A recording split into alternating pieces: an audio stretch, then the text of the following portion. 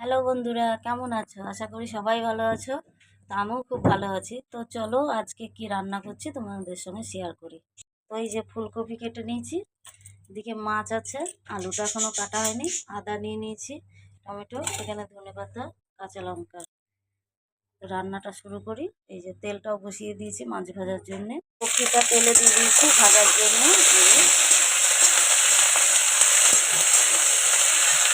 ফুলকপিটা ভাজা হয়ে গেছে, এবার তুলে নেবো। দেখো তুলে নিয়েছি, ফুলকপি ভাজা হয়ে গেছে। এবার আলুটা দিয়ে দেবো, তেলে ভেজে নেব।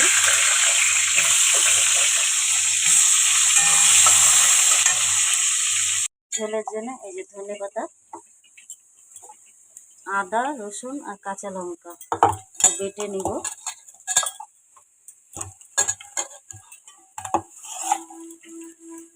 জিরেটাও দিয়ে দেবো এর মধ্যে। আলুটা ভাজা হয়ে গেছে, এবার তুলে নেব। এবার মাছটা ভেজে নেব। তো মাছটা দেখো বরফ হয়ে আছে, ফ্রিজে রেখেছিলাম, দিয়ে দিয়েছি দেখো ভাজার জন্য। তো মাছটা ভাজা হয়ে গেছে, তুলে নেবো। এবার দেখো তেলটা গরমই আছে, মাছটা ভেজে যেহেতু তুলে নিয়েছি, দিয়ে দিলাম কালো জিরে, পেঁয়াজ,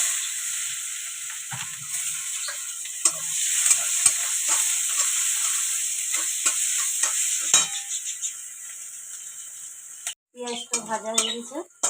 আর এই যে মশলাটা করে রেখেছিলাম এটা দিয়ে দিলাম।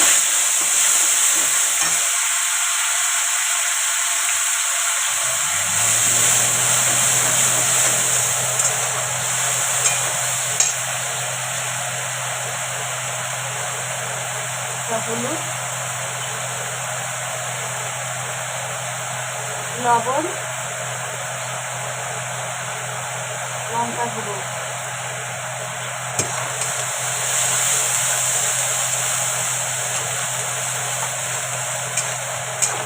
এখানে ফুলকপি আলু ভাজা আছে, সেটা দিয়ে দিলাম।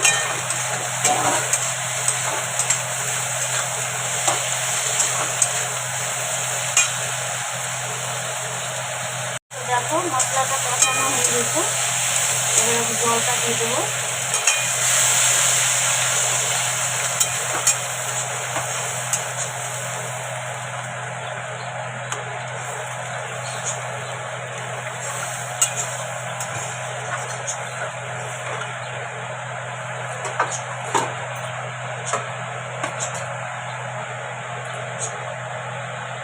দেখো ঝোলটা ফুটছে, আলুটাও সেদ্ধ হয়ে গেছে, তো মাছ ভাজাটা দিয়ে দেবো।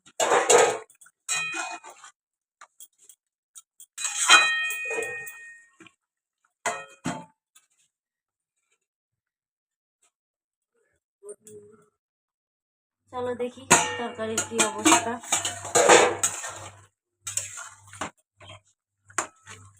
তরকারিটা হয়ে গেছে, এবার নামিয়ে নেব।